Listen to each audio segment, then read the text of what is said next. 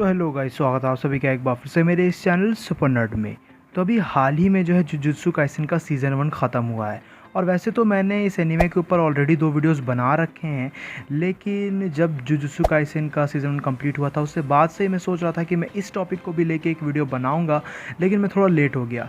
But तुम लोग को पता चल ही चुका है, आज की इस वीडियो में मैं बात करने वाला हूँ जुजुत्सु काइसेन एनीमे के अंदर दिखाए गए top 10 most powerful, top 10 strongest characters के बारे में। अब मैं तुम लोग को पहले ही बता दूं कि ये जो लिस्ट है ये मेरे ओपिनियन के ऊपर बेस्ड है। ज़रूरी नहीं है कि तुम मेरे ओपिनियन से एग्री करो, हो सकता है तुम में से काफ़ी सारे लोगों के हिसाब से जो है कुछ कैरेक्टर्स की रैंकिंग डिफरेंट हो सकती है तुम लोग के हिसाब से। तो अगर तुम्हारे पास तुम्हारी खुद की लिस्ट है तो तुम नीचे कमेंट सेक्शन में शेयर कर सकते हो। और मैं तुम लोग को ये क्लियर कर दूँ कि इस वीडियो के अंदर मैंने सिर्फ एनीमे में दिखाए गए कैरेक्टर्स को ही इंक्लूड किया है। वैसे कैरेक्टर्स जिनका एनीमे में अभी तक अपीयरेंस नहीं हुआ है लेकिन मांगा के अंदर वो काफ़ी ज़्यादा पावरफुल है, उन्हें मैंने इस लिस्ट में इंक्लूड नहीं किया है। सो अब without wasting any more time चलिए शुरू कर लेते हैं आज की इस अमेजिंग वीडियो को। Number 10, Megumi Fushiguro. तो मेगुमी जो है जुजुत्सु काइसेन के अंदर मेरा पर्सनल फेवरेट कैरेक्टर है। मेगुमी फर्स्ट ईयर स्टूडेंट है जुजुत्सु हाई में और इसे ग्रेड 2 सॉर्सरर भी कंसिडर्ड किया जाता है। मेगुमी को जो चीज़ काफ़ी ज़्यादा कूल बनाती है वो ये है कि ये शिनागामीज़ को क्रिएट कर सकता है जो काफ़ी ज़्यादा पावरफुल होते हैं। इन सब के अलावा ये बंदा पजेस करता है ग्रेट टैक्टिकल इंटेलेक्ट, जहाँ ये जो है फाइट के दौरान काफ़ी ज़्यादा अच्छे तरीके से अपने इंटेलिजेंस का यूज़ कर सकता है और इसके पास इन्हांस लेवल की स्पीड, रिफ्लेक्सेस और स्ट्रेंथ भी मौजूद है। मेगुमी को सबसे बड़ा प्लस पॉइंट तब मिलता है जब वो अपने डोमेन एक्सपेंशन को यूज़ करता है, जिसे वो चिबेरा शैडो गार्डन कहता है, जिसके बाद जो है ये अपने अपोनेंट को जो है ईजिली डिफीट कर सकता है और इसके एनिमीज़ जो है इसके डोमेन एक्सपेंशन में वीक पड़ जाते हैं। इन सब के अलावा हमारा जो किंग ऑफ कर्सेज है यानी कि साकुना, वो भी मेगुमी के वो लेके जो है काफ़ी ज़्यादा अट्रैक्ट रहता है उसके पोटेंशियल को लेके, जिसकी वजह से हम ये जानते हैं कि मेगुमी जो है एक काफ़ी इंपॉर्टेंट कैरेक्टर निकल के आता है। साथ ही साथ ये one of the most strongest characters में से भी एक है जो जुजुत्सु काइसेन यूनिवर्स का पार्ट है। Number 9, Togi इनुमाकी। So basically Togi इनुमाकी जो है सेकेंड ईयर स्टूडेंट है जुजुत्सु हाई का और ये एक्चुअल में एक डिसेंडेंट है इनुमाकी फैमिली का, जहाँ इनुमाकी फैमिली के जो कह सकते हो कि सॉर्सरर्स रहते हैं उनके पास जो है पावरफुल कर्स्ड स्पीच टेक्निक मौजूद रहती है। अब अनलाइक अदर सॉर्सरर्स, टोगी जो है अपने बस बोलने से ही अपने कर्स्ड एनर्जी को या कह सकते हो कि कर्स्ड टेक्निक को यूज़ कर सकता है, इसीलिए इसे कर्स्ड स्पीच कहा जाता है। यानी कि टोगी जो है अपने इस स्पीच वाले टेक्निक से सामने वाले कैरेक्टर को एक्सप्लोड कर सकता है, उसे क्रश कर सकता है, उसे एक जगह पे फ्रीज कर सकता है या तो कहो स्टॉप कर सकता है और इवन अपने अपोनेंट को अनकॉन्शियस भी कर सकता है, जिसकी वजह से टोगी एक काफ़ी ज़्यादा स्ट्रॉन्ग कैरेक्टर निकल के आता है एंड येट एक अंडररेटेड कैरेक्टर भी है। और एक हद तक ये हम कह सकते हैं कि अभी हमें जितना एनीमे के अंदर देखने को मिला है उस बेसिस से टोगी की जो कैपेबिलिटीज़ है वो करेंटली मेगुमी से ज़्यादा है और इसीलिए जो है टोगी को मैंने मेगुमी के ऊपर रैंक किया है। Number 8, hanami. So basically hanami एक स्पेशल ग्रेड कर्स्ड स्पिरिट है जिसके पास एक क्रेजी लेवल की ड्यूरेबिलिटी मौजूद है। हनामी खुद में ही काफ़ी ज़्यादा स्ट्रॉन्ग कैरेक्टर निकल के आती है, जहाँ ये किसी भी तरह के प्लांट्स को कंट्रोल कर सकती है और एज वेपन यूज़ भी कर सकती है। इन सब के अलावा हनामी के पास जो है हाइपर रीजनरेशन की एबिलिटी भी मौजूद है और जैसे कि मैंने बताया कि इसी वजह से इसके पास एक क्रेजी लेवल ऑफ ड्यूरेबिलिटी भी है। हनामी में ने जो है एनीमे के अंदर टोगी, टोडो और इतादोरी यूजी के साथ भी फाइट की है और उनके काफ़ी सारे अटैक्स को सर्वाइव भी किया है। इवन गोजो के जो है पर्पल लिमिटलेस अटैक को भी एक हद तक हनामी सर्वाइव कर चुकी है। साथ ही साथ अगर देखा जाए सो बेसिकली जैसे कि मैंने बताया कि हनामी जो है किसी भी तरह के प्लांट्स को यूज़ कर सकती है, कह सकते हो कंट्रोल कर सकती है। तो हनामी की बेसिक पावर में से एक चीज़ ये भी निकल के आती है कि ये डिफरेंट प्लांट्स के लाइफ फोर्स को जो है कह सकते हो कि एक्सट्रैक्ट कर सकती है, ड्रेन कर सकती है और देन उन्हें कर्स्ड एनर्जी में कन्वर्ट कर सकती है, जिसके बाद ये पावरफुल अटैक्स जनरेट कर सकती है। और जहाँ तक हमने एनीमे में देखा है तो हनामी जो है ईजिली टोगी और मेगुमी जैसे कैरेक्टर से ज़्यादा स्ट्रॉन्ग है। Number 7, to-do. So basically to-do जो है थर्ड ईयर स्टूडेंट है जुजुत्सु हाई का और इस कैरेक्टर ने जो है काफ़ी ज़्यादा अच्छे तरीके से अपने पोटेंशियल को एनीमे के अंदर शो किया है, जहाँ ये कैरेक्टर इतना ज़्यादा पावरफुल है कि ये अपने कर्स्ड एनर्जी टेक्निक्स को बहुत ही कम यूज़ करता है। मतलब बेसिकली ये अपने कर्स टेक्निक को सिर्फ स्पेशल ग्रेड कर्सेस के ऊपर ही यूज़ करता है। इवन इसकी फिजिकल स्ट्रेंथ इसे बहुत ही ज़्यादा स्ट्रॉन्ग बना देती है, जहाँ बेसिकली अगर देखा जाए तो टोडो जो है जुजुत्सु काइसेन के अंदर एक फिजिकल बीस्ट निकल के आता है और एक काफ़ी ज़्यादा इंटेलिजेंट कैरेक्टर भी है बेसिकली। लेकिन इसके पास एक ये एबिलिटी निकल के आती है जो इसे बहुत ही बड़ा प्लस पॉइंट दे देती है इसके एनिमी के अगेंस्ट। वो ये है कि टोडो जो है कह सकते हो कि अपने पोजीशन को स्विच कर सकता है किसी भी कर्स्ड एनर्जी वाले पर्सन या फिर चीज़ के साथ विद इन हिज रेंज। और इसी कह सकते हो कि टेक्निक के यूज़ की मदद से टोडो और इतादोरी यूजी ने काफ़ी बुरी तरीके से हनामी को पीटा था। सो बेसिकली अगर देखा जाए तो टोडो एक हद तक अपनी पावर्स एंड एबिलिटीज़ के वजह से जो है प्रीवियस बताए गए लिस्ट में कैरेक्टर से ज़्यादा ऊपर निकल के आता है। Number 6, Itadori Yuji. So basically Itadori जो है हमारा मेन प्रोटैगनिस्ट है जुजुत्सु काइसेन एनीमे के अंदर, और ये भी एक फर्स्ट ईयर स्टूडेंट निकल के आता है alongside with Nobara and Megumi. अब अगर देखा जाए तो इतादोरी यूजी के पास सुपर ह्यूमन लेवल की एबिलिटीज़ है, such as super human strength, speed, durability और रिफ्लेक्सेस वगैरह। इन सब के अलावा इतादोरी जो है काफ़ी ज़्यादा ग्रेट किस्म का मार्शल आर्टिस्ट और हैंड टू हैंड कॉम्बैटेंट भी निकल के आता है।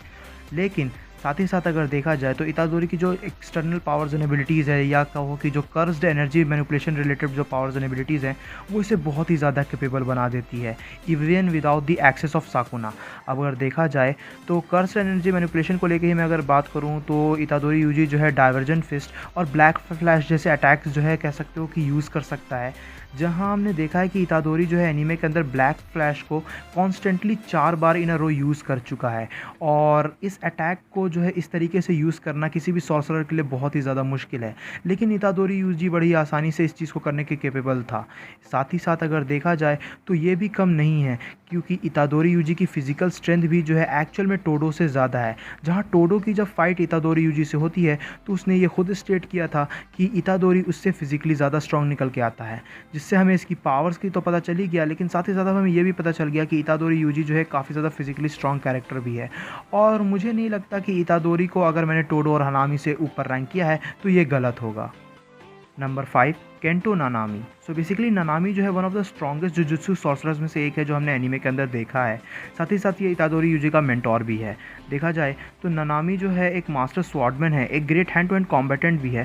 साथ ही साथ इसके पास जीनियस लेवल इंटेलेक्ट भी है, यानी कि अपने इंटेलिजेंस का भी यूज़ काफ़ी अच्छे तरीके से अपने फाइट में करता है।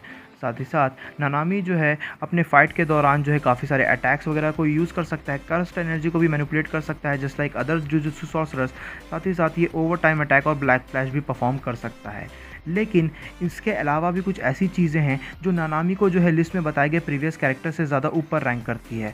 फॉर एग्जांपल नानामी जो है रेशियो टेक्निक परफॉर्म कर सकता है, जिसके मदद से ये अपने एनिमी के वीकनेस को फाइंड आउट कर सकता है और उसे डिफीट कर सकता है।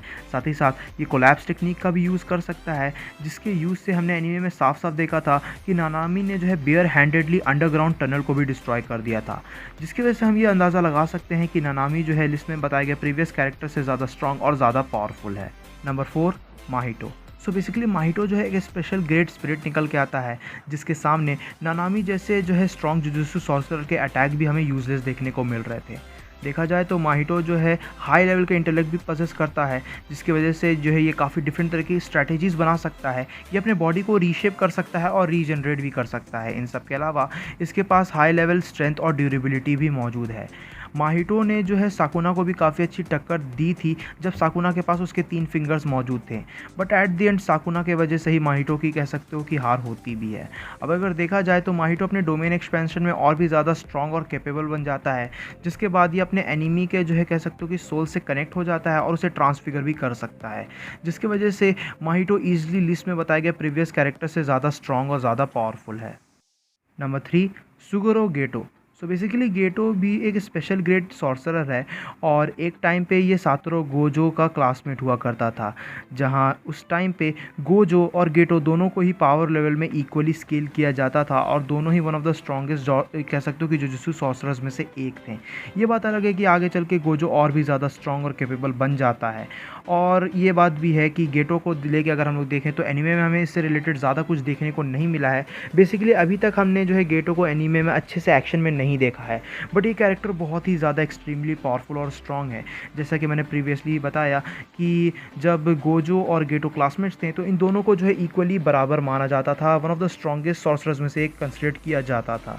इन सब के अलावा अगर देखा जाए तो गेटो बहुत ही ज़्यादा इंटेलिजेंट कैरेक्टर है जो काफ़ी अच्छे तरीके की स्ट्रैटेजीज और प्लान्स क्रिएट कर सकता है। ये कर्सेस को वेपन के तौर पे यूज़ करता है, पावरफुल बैरियर्स क्रिएट कर सकता है और इससे भी काफ़ी सारी डिफरेंट चीज़ें परफॉर्म कर सकता है। जिसके ऊपर अगर देखा जाए तो बेसिकली गेटो जो है लिस्ट में बताया गया प्रीवियस कैरेक्टर से काफ़ी ज़्यादा ही पावरफुल है। नंबर 2, रेयोमन साकुना। तो बेसिकली साकुना जो है जुजुत्सु काइसेन एनीमे के अंदर हमारा मेन विलन निकल के आता है, जहाँ ये the king of all curses है, जो ऑब्वियसली ये बता ही देती है कि साकुना कितना ज़्यादा स्ट्रॉन्ग है। इसके पास इमेंस एबिलिटी है, ये जो है काफ़ी सारे इनक्रेडिबल किस्म के एबिलिटीज़ को परफॉर्म कर सकता है और रिवर्स कर्स टेक्निक भी यूज़ कर सकता है। इन सब के अलावा अगर देखा जाए तो जिन लोगों ने भी जुजुत्सु काइसेन एनीमे देख रखा है उन्हें ये पता ही है कि साकुना के सामने कोई भी कैरेक्टर जो है इतने आसानी से टिक नहीं सकता है। और इवन जो है साकुना जो है कह सकते हो कि अभी एनीमे के अंदर उसके पास उसके सारे फिंगर्स भी मौजूद नहीं हुए हैं, लेकिन उसके बावजूद भी ये काफ़ी ज़्यादा स्ट्रॉन्ग कैरेक्टर है। लेकिन जब आगे चल के एनीमे में से इसके सभी सारे के सारे फिंगर्स मिल जाएंगे तो ये और भी ज़्यादा पावरफुल बन जाएगा। जहाँ अगर देखा जाए तो साकुना जो है सोल्स को मैनिपुलेट कर सकता है और अपने एनिमी को पूरे तरीके से डिसमेंटल भी कर सकता है। और ये मुझे बताने की ज़रूरत नहीं है कि साकुना जो है इस लिस्ट में बताए गए प्रीवियस कैरेक्टर से आगे क्यों है। Number 1 Satoru Gojo. तो तुम में से सभी लोग ये जानते थे कि लिस्ट में नंबर 1 पे गोजो ही होगा। गोजो जो है कि स्पेशल ग्रेड जुजुत्सु सॉर्सरर निकल के आता है और ये बहुत ही ज़्यादा स्किल्ड किस्म का कैरेक्टर है, जहाँ इसके पास इमेंस एबिलिटी है such as super human strength, durability वगैरह। और ये कह सकते हो कि हर kind of curse energy manipulation भी परफॉर्म कर सकता है। बट इसकी जो 2 टेक्निक्स हैं जो हमने एनीमे के अंदर देखे हैं वो इसे मोस्ट पावरफुल कैरेक्टर बनाती हैं, जिसमें पहला है इसका लिमिटलेस टेक्निक, जिसके अंदर जो है ये एटॉमिक लेवल पे स्पेस को एक हद तक मैनिपुलेट कर सकता है और अपने सामने वाले कैरेक्टर को जो है डिसमेंटल कर सकता है, डिस्ट्रॉय कर सकता है। इन सब के अलावा जो दूसरी टेक्निक निकल के आती है वो है इन्फिनिटी, जिसके अंदर जो है ये अपने एनिमी को एक लूप होल में कह सकते हो कि काइंड ऑफ फंसा देता है, जिसके बाद इसका एनिमी जो है अगर इससे ज़्यादा स्ट्रांग होगा तभी जो है इसके इन्फिनिटी को ट्रांसेंड कर पाएगा। अदरवाइज गोजो जो है अपने अपोनेंट को इस टेक्निक के ज़रिए बड़ी ही आसानी से डिफीट कर सकता है। बट एनीमे और कॉमिक्स में ऐसे काफ़ी सारे कैरेक्टर्स हैं जो कह सकते हो कि गोजो के इन्फिनिटी को ट्रांसेंड कर सकते हैं। वेल इसके ऊपर हम किसी और टाइम बात करेंगे, लेकिन अगर ओवरऑल अगर देखा जाए तो करेंटली सातोरू गोजो ही जुजुत्सु काइसेन एनीमे के अंदर सबसे स्ट्रॉन्ग कैरेक्टर निकल के आता है। सो गाइज ये थी video most powerful jujutsu Kaisen characters को लेके। आई होप सो कि तुम्हें ये वीडियो पसंद आई होगी। वीडियो पसंद आए तो इस वीडियो को अपना थम्स अप जरूर देना, अपने दोस्तों के साथ शेयर करना। चैनल पे कहीं से भी नया आए हो तो ऐसी ही वीडियोस के लिए चैनल को जरूर से सब्सक्राइब भी कर लेना। तो मुझे इंस्टाग्राम और ट्विटर पर भी फॉलो कर सकते हो, जिसके लिंक्स तुम्हें नीचे डिस्क्रिप्शन में मिल जाएंगे। मैं मिलूंगा तुमसे ऐसे किसी नेक्स्ट वीडियो में। Till then bye, stay tune, stay awesome.